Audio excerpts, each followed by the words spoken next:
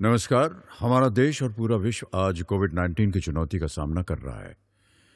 कोविड-19 अभी खत्म नहीं हुआ है।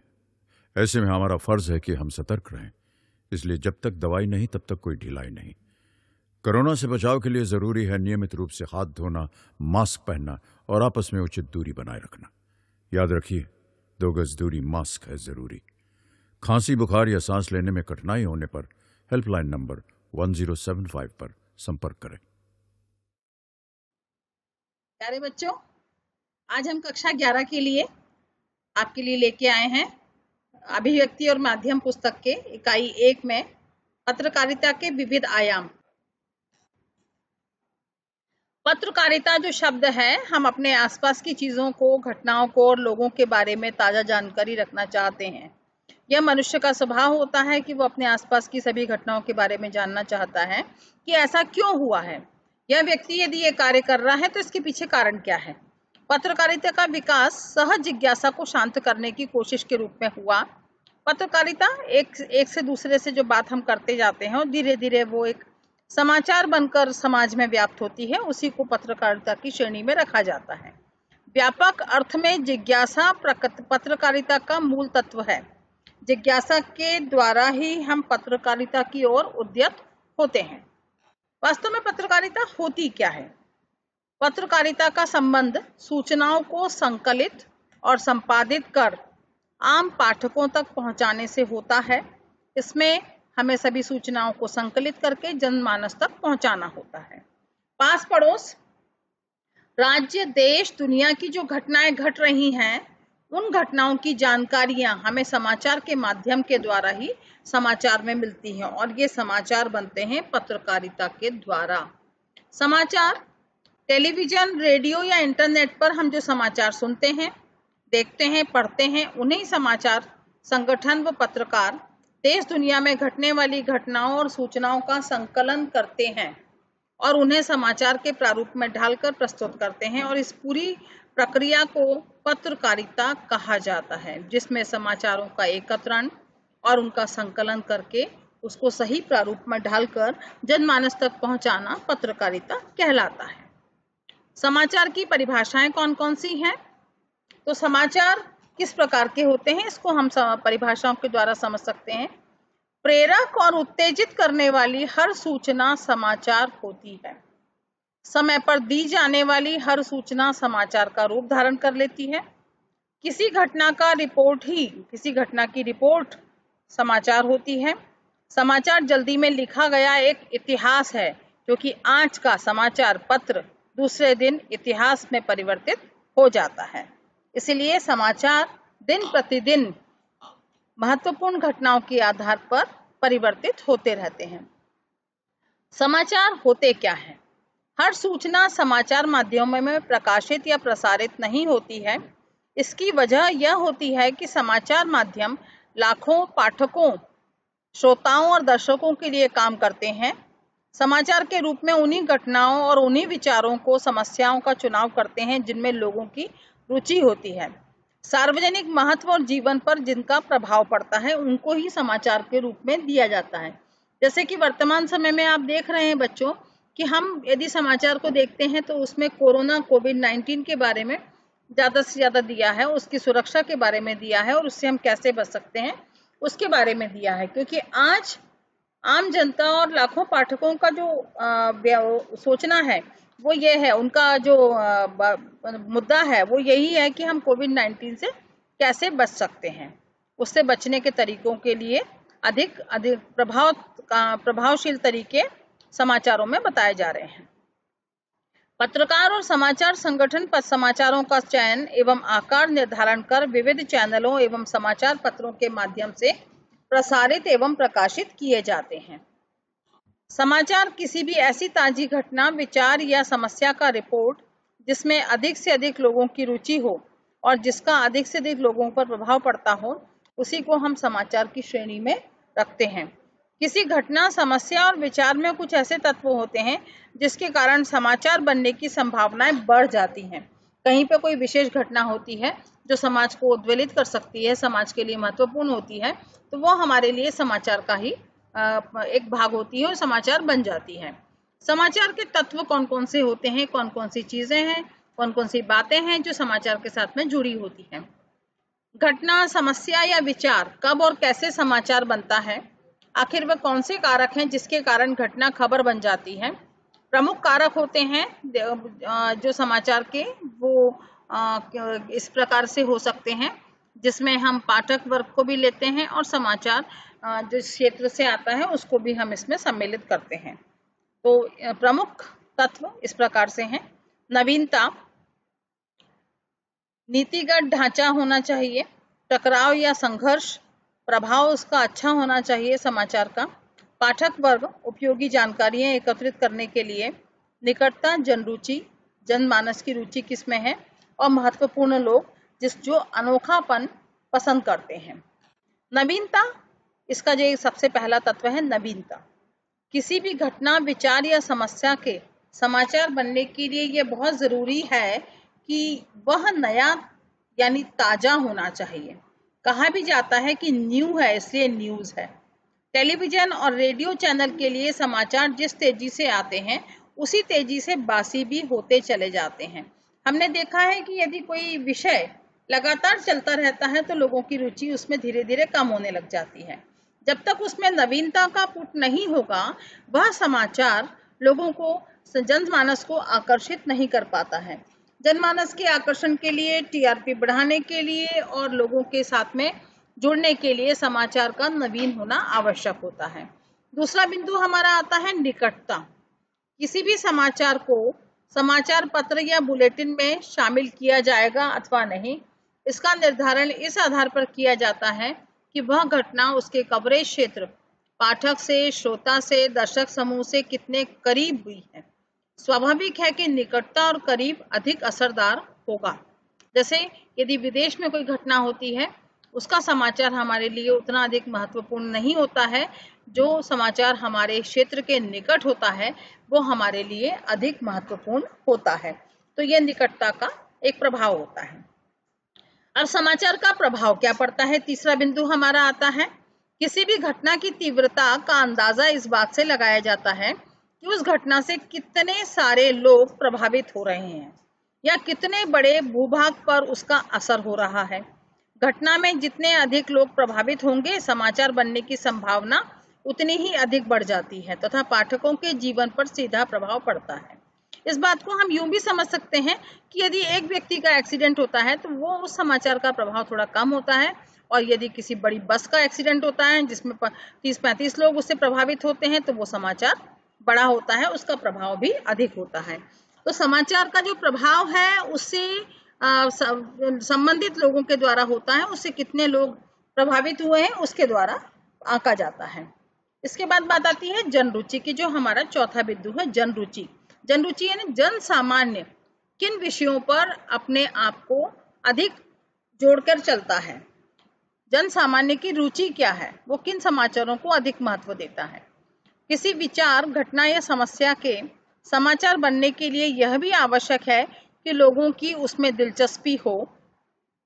पाठकों या दर्शकों का एक बड़ा तबका उसके बारे में जानने की रुचि रखता हो। रुचियां कोई स्थिर चीज नहीं होती हैं बल्कि वो गतिशील होती रहती हैं। आज किसी व्यक्ति की रुचि किसी समाचार में है तो हो सकता है कि कल उसकी रुचि परिवर्तित होकर किसी दूसरे समाचार में हो जाए। आज मीडिया लोगों की रुचियों में परिवर्तन लाने में बहुत बड़ी भूमिका अदा कर रहा है। मीडिया के द्वारा ही लोगों की रुचियों में परिवर्तन हो रहा है। जनमानस जब फिल्मों में अधिक रुचि लेता है तो फिल्मों की समाचार दिखाए जाते हैं। जनमानस जब किसी महामारी के बारे में अधिक रुचि लेता है तो उसके ही समाचार दिखाए जाते हैं। टकराव या संघर्ष की यदि हम बात करते हैं तो किसी घटना में टकराव या संघर्ष का पहलू होता है। समाचार के रूप में चयन की संभावना अधिक बढ़ जाती है। लोगों में जानने की रुचि अधिक होती है कि जीवन पर सीधा असर किस घटना का पड़ रहा है। उदाहरण के लिए जब दो टीमें आपस में मुकाबला करती हैं, चुनाव में राजनीतिक संघर्ष होता है तो उसे जानने में लोगों की अधिक दिलचस्पी होती है। अर्थात वह समाचार सबसे अधिक महत्वपूर्ण होता है जिसमें दो समूह का टकराव हो या संघर्ष हो, और मुकाबले की बात यहाँ पर आती है, वह समाचार जनमानस को अधिक आकर्षित करता है। आपने देखा होगा कि जब कोई चुनाव होते हैं तो वहां पर लोगों की रुचि बढ़ जाती है, और या फिर कोई खेल होता है जिसमें 2 टीम होती है, जिनमें मुकाबला होता है, तो लोगों की रुचि बढ़ जाती है कि इस टीम में से कौन सी टीम जीतेगी और उसमें जीतने के इसमें कौन कौन से कारक होंगे। महत्वपूर्ण लोग, तो ये बात तो आपको समझ में आती है कि समाचार कौन सा अधिक महत्वपूर्ण होता है। जिसमें मशहूर और जाने माने लोग सम्मिलित होते हैं, वह समाचार जनमानस को अधिक आकर्षित करता है। मशहूर या जाने माने लोगों के बारे में जानने की इच्छा आम पाठकों में, दर्शकों में, श्रोताओं में अधिक होती है। किसी घटना से जुड़े लोगों के महत्वपूर्ण होने के कारण समाचार का महत्व बढ़ जाता है। जैसे क्रिकेट का खिलाड़ी हो, फिल्म का सितारा का विवाह की खबर हो, या फिर इस प्रकार का कोई समाचार हो जो लोगों को अधिक आकर्षित करे, क्योंकि वो किसी महत्वपूर्ण व्यक्ति के बारे में है।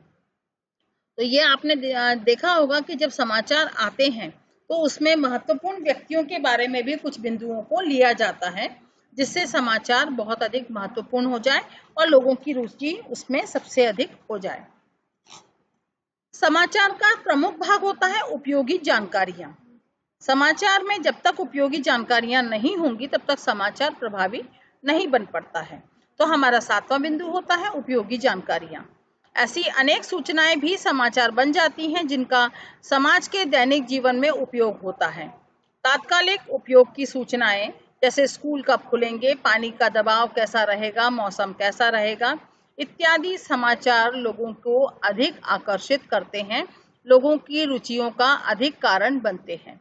जनमानस को यह पसंद है कि हमारे पास जो समाचार आ रहा है या हम जो समाचार पढ़ रहे हैं या दूरदर्शन पर देख रहे हैं उसमें उपयोगी जानकारियों का समावेश होना चाहिए। तो जब कभी भी दूरदर्शन पर या समाचार पत्र के लिए कोई समाचार बनाया जाता है तो इन सारे तत्वों का उसमें समावेश होता है। उनमें महत्वपूर्ण लोगों की जानकारियां होती हैं, उसमें उपयोगी जानकारियां होती हैं, और वो सारे तत्व सम्मिलित होते हैं जो हमने अभी यहाँ पर पढ़े हैं।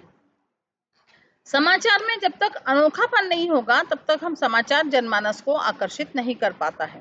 तो अनोखापन यानी लिखने का तरीका अलग होना चाहिए, प्रस्तुत करने का तरीका अलग होना चाहिए। जब तक उसमें अनोखापन नहीं होगा तब तक वह समाचार बिल्कुल साधारण से समाचार जान पड़ेगा। आपने भी देखा होगा टीवी पर आता है कि एक बहुत बड़ी खबर, एक बहुत बड़ा खुलासा, इस प्रकार की भाषा का प्रयोग करके उसमें अनोखापन लाया जाता है। एक पुरानी कहावत है कि कुत्ता आदमी को काट ले तो वह खबर नहीं, लेकिन अगर आदमी कुत्ते को काट ले तो वो बहुत बड़ी खबर होती है। अर्थात जो स्वाभाविक नहीं है वही किसी रूप में असाधारण है, वही समाचार है। निश्चय ही अनहोनी घटनाएं समाचार होती हैं और वही समाचार का सबसे महत्वपूर्ण हिस्सा बन जाती हैं। तो समाज में जो भी अनोखेपन की बातें व्याप्त हैं, जो भी इस तरह की घटनाएं होती हैं जो बहुत अनोखी होती हैं, वो ही समाचार के अंतर्गत आती हैं। और इसका अगला जो तत्व होता है समाचार का महत्वपूर्ण तत्व होता है वो होता है पाठक वर्ग या श्रोता वर्ग या फिर दर्शक वर्ग। क्योंकि दूरदर्शन भी चलता है, समाचार पत्र भी आते हैं और रेडियो आदि पर भी आप समाचार सुनते हैं। तो निश्चित रूप से पाठक वर्ग जो हमारा है वो 3 भागों में विभाजित होता है। एक तो होता है पाठक वर्ग जो पढ़ता है, एक होता है श्रोता वर्ग जो सुनता है, और एक होता है दर्शक वर्ग जो समाचारों को दूरदर्शन पे देखता है। समाचार संगठन समाचारों का चुनाव करते समय अपने पाठक की रुचियों और जरूरतों का विशेष ध्यान रखते हैं, क्योंकि पाठक जिज्ञासु प्रवृत्ति के होते हैं, रुचि अनुसार विविध प्रकार की जानकारी एवं खबर जानने की इच्छा रखते हैं। उनकी जिज्ञासा को शांत करना समाचार संगठन का प्रमुख कार्य होता है। समाचार होते ही इसलिए हैं कि जिससे जनमानस को जानकारियां प्राप्त हो और उनकी जिज्ञासा का पूर्ण समाधान उसमें प्राप्त हो सके। नीतिगत ढांचा, विभिन्न समाचार संगठनों की समाचारों के चयन और प्रस्तुति को लेकर एक नीति होती है। इस नीति को संपादकीय नीति भी कहा जाता है, और इस नीति के अनुसार उन शब्दों का चयन होता है जो समाचार को और अधिक आकर्षक बनाते हैं और अधिक श्रोता के लिए तैयार करते हैं। संपादकीय नीति का निर्धारण संपादक या समाचार संगठन के मालिक करते हैं। समाचार संगठन समाचारों के चयन में अपनी संपादकीय नीति का भी ध्यान रखते हैं, और निश्चित रूप से जो बहुत ही अलौकिक होता है, जो लीक से हटकर होता है, वही समाचार अधिक सुना जाता है, अधिक पढ़ा जाता है और अधिक लोगों को अपनी ओर आकर्षित करता है। तो नीतिगत ढांचा इस प्रकार की पूरी योजना बनाता है कि समाचार संगठनों द्वारा दिया गया समाचार को हम कैसे और अधिक आकर्षक बना सकते हैं। अब बात आती है संपादन की। संपादन का अर्थ होता है किसी सामग्री से उसकी अशुद्धियों को दूर करके उसे पठनीय बनाना। अब देखिए बात यहाँ पर आती है पठनीय बनाना। तो निश्चित रूप से हम इतनी देर से जो बातें कर रहे हैं समाचार के बारे में, तो हम इस बात को समझ सकते हैं कि पठनीय बनाने में 2-3 बातें होती हैं। पठनीय बनाना यानी समाचार सामग्री में से अशुद्धियों को दूर करना। दूसरी बात आती है समाचार सामग्री को आकर्षक बनाना, रोचक बनाना और जिज्ञासु बनाना। तीसरी बात आती है कि जो हमारी शंकाएं हैं, जो हमारी जिज्ञासाएं हैं, जो हम जानना चाहते हैं, जो हम अपने मनोरंजन के लिए जानना चाहते हैं, वो सारी बातों का जहाँ पर जाकर पूरी तरह से निष्कासन होता है, पूरी तरह से वो सब समस्याएं पूर्ण हो जाती हैं, तब जाकर ये माना जाता है कि समाचार का संपादन सर्वश्रेष्ठ रहा है। समाचार संगठनों में द्वारपाल की भूमिका अदा करते हैं समाचार संगठन। द्वारपाल अर्थात घर के अंदर जाने के पहले सबको क्या करना, चेक कर लेना कि घर के अंदर जो जा रहा है, किसी भवन के अंदर जो जा रहा है वो सही है कि नहीं। ऐसे ही समाचार संगठन द्वारपाल की भूमिका अदा करते हैं। जितने भी समाचार उनके पास आते हैं उनको वो चेक करते हैं क्या वो ये समाचार प्रस्तुत करने योग्य है, कहीं इससे समाज पे कोई विपरीत प्रभाव तो नहीं पड़ेगा। इस सारी बातों की जानकारी एकत्रित करके समाचार संगठन अपने कार्यों को पूर्ण करते हैं। श्रोता से प्राप्त समाचारों को उप संपादक रिपोर्टर की खबर को ध्यान से पढ़ता है, उसकी भाषा शैली व्याकरण संबंधी वर्तनीय अशुद्धियों को दूर करता है, संपादन के नियमों का पालन करते हुए संपादित कर लोगों तक पहुंचाने की जिम्मेदारी संपादकीय टीम की होती है कि पूरी तरह से समाचार को परिमार्जित करके, पूरी तरह से उसको साफ सुथरा करके फिर हम उसको प्रकाशन योग्य लेकर जाएं। संपादन के सिद्धांत। संपादन के सिद्धांत क्या होते हैं कि ये हमें कोई समाचार प्राप्त होता है तो उसका संपादन हमें किन आधार पर करना चाहिए, उसके कौन कौन से तरीके होते हैं। पत्रकारिता के सिद्धांतों पर चलते हुए विश्वसनीयता और पत्रकारिता की साख बनाए रखने के लिए निम्नलिखित सिद्धांतों का पालन करना हमें आवश्यक होता है जिससे संपादन श्रेष्ठ बन सके। तथ्यों की शुद्धता की जांच करना कि जो तथ्य हमारे पास में आया है वो कितना शुद्ध है, उसमें कोई अशुद्धि तो नहीं है और उसमें कल्पित कल्पनाएं तो नहीं है, जो भी बात है वो पूरी तरह से सत्य है। इसके बाद उसमें संतुलन होना चाहिए, किसी भी वर्ग विशेष के लिए उसमें कहीं भी कोई ऐसी बात ना हो जिससे कि अवांछनीय स्थितियां उत्पन्न हो जाएं। वस्तु परकता होना चाहिए समाचारों में, और समाचार का जब हम संपादन करते हैं तो उसमें वस्तु परकता का ध्यान रखते हैं, श्रोता का ध्यान रखते हैं और पूर्णतः निष्पक्षता का ध्यान रखते हैं।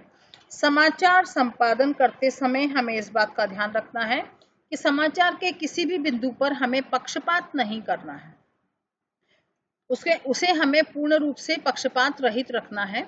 सबसे पहली बात आती है तथ्यों की शुद्धता। हम जानते हैं कि तथ्यों की शुद्धता को कैसे आंका जाता है और हम उसे किस तरह से पत्रकारिता के लिए तैयार कर सकते हैं।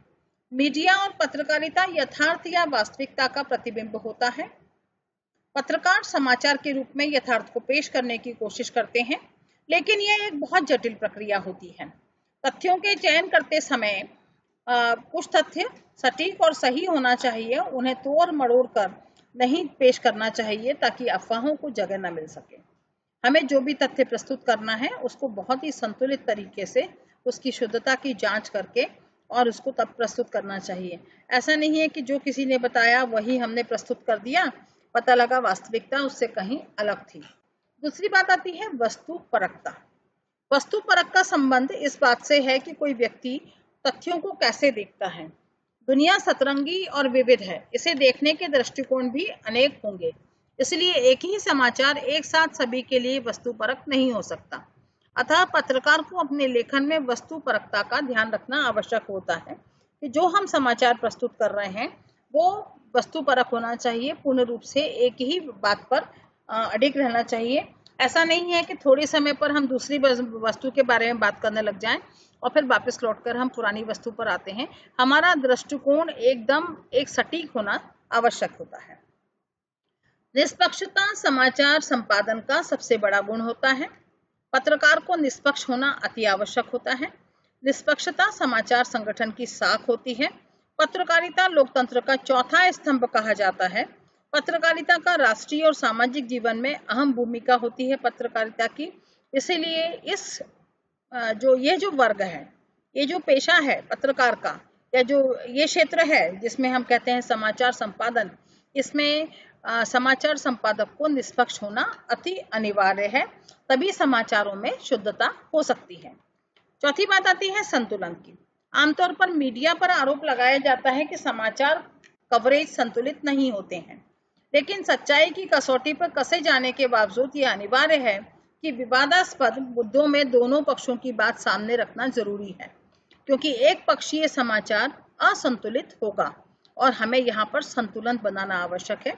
यदि दो पक्षों में किसी प्रकार का कोई विवाद है तो हमें समाचार के द्वारा दोनों ही पक्षों के तथ्यों को जनमानस के सामने प्रस्तुत करना आवश्यक होता है, तभी समाचार का संतुलन पूरी तरह से बना रह सकता है। अब बात आती है स्रोत हम कहते हैं जहां से समाचार प्राप्त होता है। प्रत्येक समाचार में शामिल की गई सूचना और जानकारी का स्रोत होना आवश्यक है। समाचार की साख बनाए रखने के लिए आवश्यक है कि पत्रकार के समाचार का स्रोत इस प्रकार का हो कि सूचना या जानकारी देने का अधिकार रखता हो और वो पूरी तरह से समर्थ हो। स्रोत हमारे पास में सशक्त होना आवश्यक होता है। पत्रकारिता के अन्य आयाम कौन कौन से होते हैं, जैसे कि इस पाठ का नाम है पत्रकारिता के विविध आयाम, तो हम उस बात पर आते हैं कि पत्रकारिता के आयाम कौन कौन से होते हैं। समाचार पढ़ते समय पाठक एक ही प्रकार की जानकारी अपेक्षा नहीं करता है। इसी कारण समय, विषय और घटना के अनुसार पत्रकारिता के विविध आयाम होते हैं। पत्रकारिता के लेखन में बहुत सारे बदलाव आ जाते हैं, जो पत्रकारिता को बहुत सारे आयामों के साथ में, नए नए आयामों के साथ में जोड़ देता है। पत्रकारिता के विभिन्न आयाम इस प्रकार हैं: संपादकीय, कार्टून कोना, फोटो पत्रकारिता, रेखांकन और कार्टोग्राफ। प्रथम आयाम संपादकीय। यह समाचार पत्र का सबसे महत्वपूर्ण पृष्ठ माना जाता है। इस पृष्ठ पर संपादक अपनी राय रखते हैं, इसे संपादकीय कहा जाता है। संपादकीय जो लेख होता है वो तत्कालीन समस्याओं के ऊपर आधारित होता है और समाज में किस प्रकार से बिखरते समाचारों को एकत्र किया जाता है, बिखरते समाचारों का हम एक सारगर्भित सारांश निकालकर संपादकीय में लिखते हैं। आपने इस बात को, यदि आपको समझना है कि संपादकीय क्या होता है, तो जब कभी भी कोई समाचार पत्र आपके हाथ में आता है तो उस समाचार पत्र में संपादकीय ढूंढिए और उसको पढ़कर देखिए, तो आप स्वयं ही जान जाएंगे कि संपादकीय क्या होता है। संपादकीय जो खंड होता है वो संपादक के द्वारा लिखा जाता है और वह लिखा जाता है कि आज, क्योंकि यदि समाचार पत्र है तो वो प्रतिदिन का होता है, कि आज प्रमुख समाचार कौन कौन से थे और उससे हमारे समाज पर, हमारे देश पर क्या प्रभाव पड़ता है। तो इसके बारे में संपादकीय संपादक के द्वारा लिखा जाता है। द्वितीय आयाम फोटो पत्रकारिता के अंतर्गत आता है। दूसरा जो आयाम है पत्रकारिता का वो है फोटो पत्रकारिता। जैसा कि आप जानते हैं कि विभिन्न प्रकार के माध्यमों से फोटो लेकर जब पत्रकारिता का कार्य पूर्ण किया जाता है तो उसे हम फोटो पत्रकारिता कहते हैं।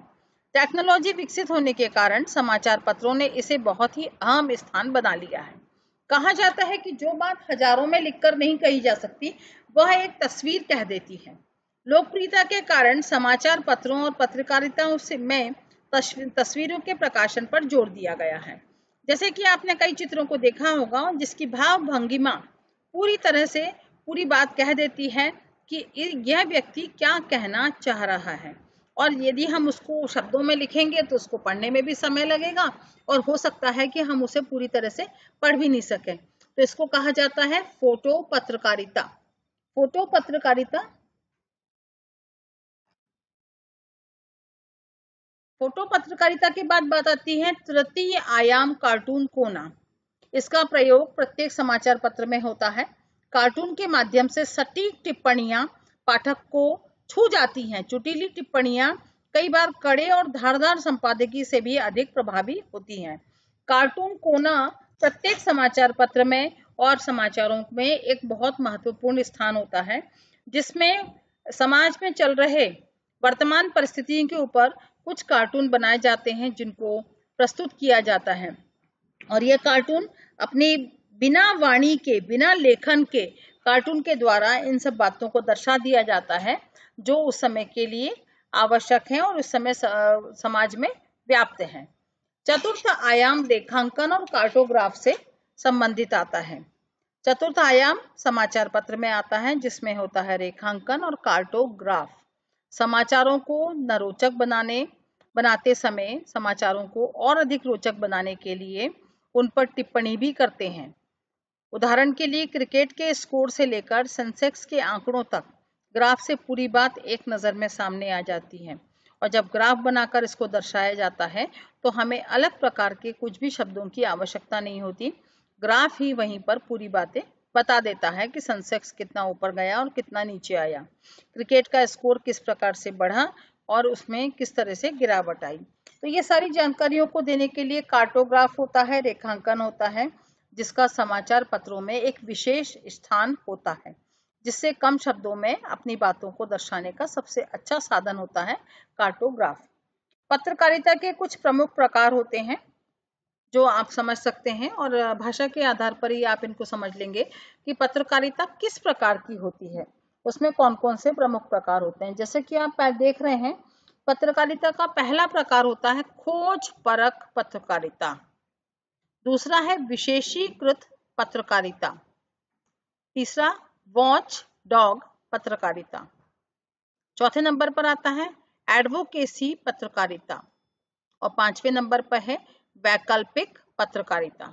तो ये आपने पढ़े पूरे पत्रकारिता के प्रमुख प्रकार। अब हम जानेंगे कि ये प्रकार होते क्या हैं।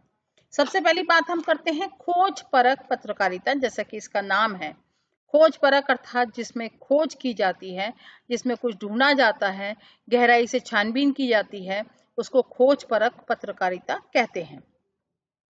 ऐसी पत्रकारिता से है खोज परख पत्रकारिता ऐसी पत्रकारिता से संबंधित होता है जिसमें गहराई से छानबीन करके ऐसे तथ्यों और सूचनाओं को सामने लाने की कोशिश की जाती है जिन्हें दबाने या छिपाने का प्रयास किया जा रहा हो। उदाहरण के लिए सार्वजनिक मामले, भ्रष्टाचार, अनियमितताएं आदि। खोजी पत्रकारिता का एक नया रूप टेलीविजन में स्टिंग ऑपरेशन के रूप में सामने आया है। स्टिंग ऑपरेशन के द्वारा हम ऐसे स्थानों पर जाकर समाचार लाते हैं जहां से समाचारों को निकालना बहुत ही असंभव होता है। तो ये होती है खोज परख पत्रकारिता। दूसरे नंबर पर आती है विशेषीकृत पत्रकारिता। पत्रकारिता का अर्थ सूचना देना मात्र नहीं होता है, बल्कि घटनाओं की तह पर जाकर अर्थ स्पष्ट करना और महत्व से अवगत कराना भी पत्रकारिता का दायित्व होता है। पत्रकारिता के विविध जो विषय हैं उनके आधार पर 7 प्रमुख क्षेत्र होते हैं। संसदीय पत्रकारिता, न्यायालय पत्रकारिता, आर्थिक पत्रकारिता, खेल पत्रकारिता, विज्ञान और विकास पत्रकारिता, अपराध पत्रकारिता, फैशन पत्रकारिता और फिल्म पत्रकारिता इसमें सम्मिलित हैं। ये इनके विशेष क्षेत्र हैं। वॉच डॉग पत्रकारिता लोकतंत्र में पत्रकारिता और समाचार मीडिया का मुख्य उत्तरदायित्व सरकार के कामकाज पर निगाह करना होता है और कहीं गड़बड़ी हो तो उसका पर्दाफाश करना होता है। उसे परंपरागत रूप से वॉच डॉग पत्रकारिता कहा जाता है।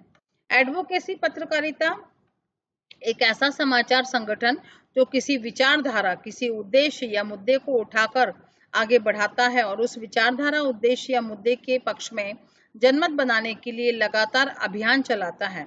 इस तरह की पत्रकारिता को पक्षधर या एडवोकेसी पत्रकारिता कहा जाता है। वैकल्पिक पत्रकारिता मीडिया का स्वामित्व बड़ी पूंजी के पास होता है। वह मुनाफे के लिए कार्य करती हैं। मुनाफा मुख्यतः विज्ञापन से आता है।